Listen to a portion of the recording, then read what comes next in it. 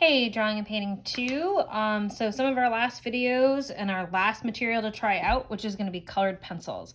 So unfortunately, I did not bring the exact same colored pencils you have. So if my colors are a little bit different, that is why.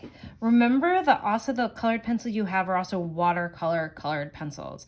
What that means is that you can apply water if you want to. So I've been doing a lot of things as I've been doing this. I've been doing a lot of them in the cool colors.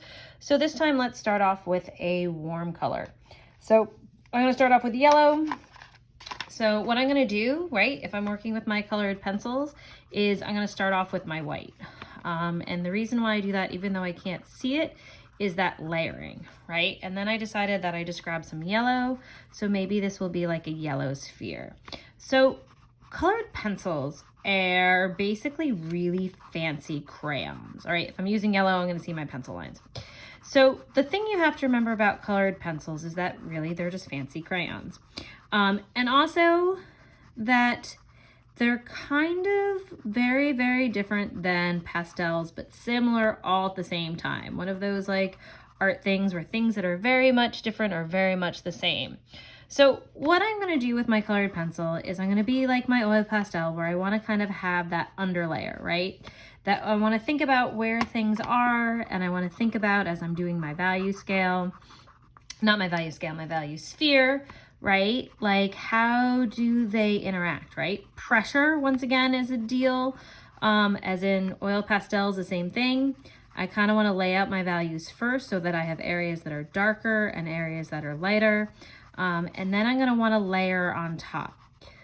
Oil pastels are really messy and kind of like if you were a kid and you like to play in the dirt and you really enjoyed getting dirty. You like when you were on the water table, you were all in.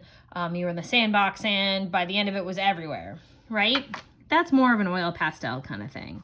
If you're the kid who like hates to get messy, likes things to be very perfect and in control, colored pencil is more of your media, all right? And we're gonna do some more colored pencil throughout the year, so this is just the first time we're experimenting and playing with it. But like everything that we work with, layering is so important. If I just use these two colored pencils, I'm not gonna get much value range. So one thing I can add, right, because it's yellow, one thing that I can always do to make things darker is add its complement.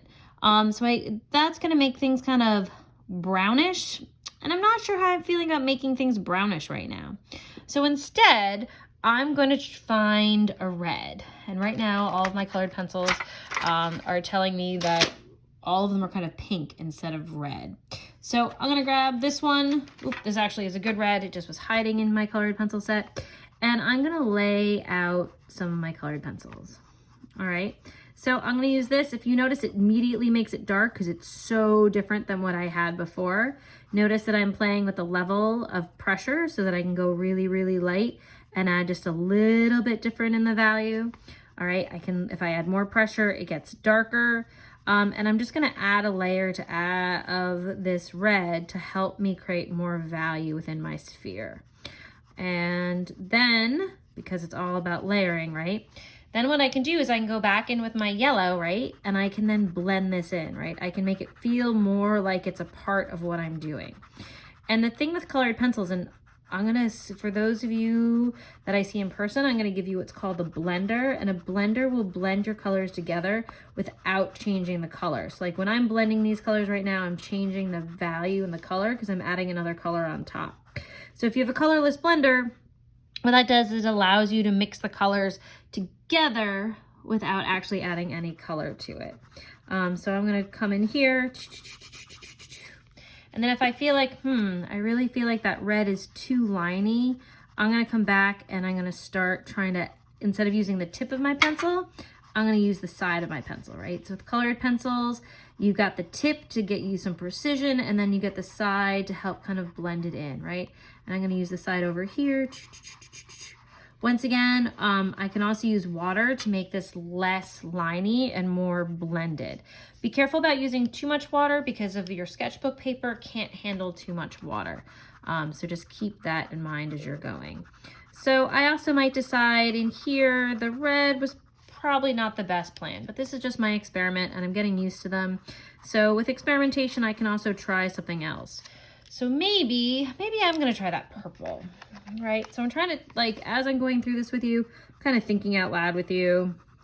I'm trying to get you to think out loud, right? You're probably not gonna sit wherever you're working, whether it be in class or in your remote location. You're not going to, you know, talk out loud to yourself, but this is kind of the thinking that goes through your head. And I'm kind of regretting this, but you know, we live and we learn. So then if I want to, I could add even another color on top. Maybe I can find like an orange.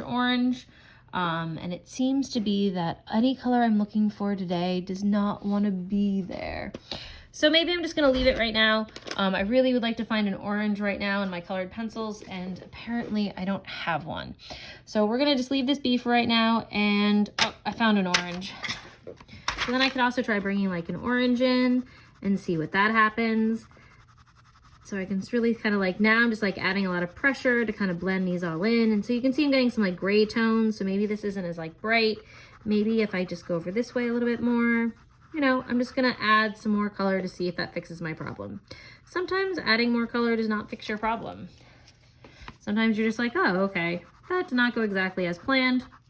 So maybe I just go for it and I add a bunch of red, and maybe instead of being a yellow ball, it's now gonna become a red ball with yellow and white highlights. Ooh, that seems to be a better solution. But once again, my line work, right? I want my line work to reflect the fact that I'm on a round surface, right? If I don't have line work that represents that I'm on a flat, round surface, then it's gonna look flat, right? If I can teach you, you learn that one thing this year, that will make me happy. That line follows form, and actually understand what that means and apply it to your artwork. That would make me super happy. And if I wanted to right now, because I feel like things are going better, I might even add a little bit of green to make my dark even darker. All right, so that's the value sphere. Once again, I'll do a quick cast shadow, and I'll do it, I got purple in my hand, so I'm gonna do like a light purple. So if you want, the cast shadow can come like this. When I'm using my colored pencils, you're at a stage where you don't want to use colored paper where you use the white of the page. You want to use the white colored pencil to help you get those different values. When you were younger, probably even like in middle school, you probably used your colored pencils really lightly. Not anymore. You're in high school, and that's kind of it's not a bad technique, it's just not as sophisticated. So if I want to make this darker, right, because it's my cast shadow. So I've started out with the purple. I can come in with like a blue, and I can darken it up, but I want to make this feel solid, right? I don't want my colored pencil not to feel solid. So I'm just going to go in there, right? See, I'm starting to get it to feel solid. You want the colored pencil to feel solid. So if you're using colored pencil, don't let it be like light and fluffy. You want it to be strong and as bold as you can make it. And if I wanted to, I could blend some like purple in this way to make it stronger and get it to fade some more. So this is not done, but I feel like you've been watching this for a while, so we're gonna call it done.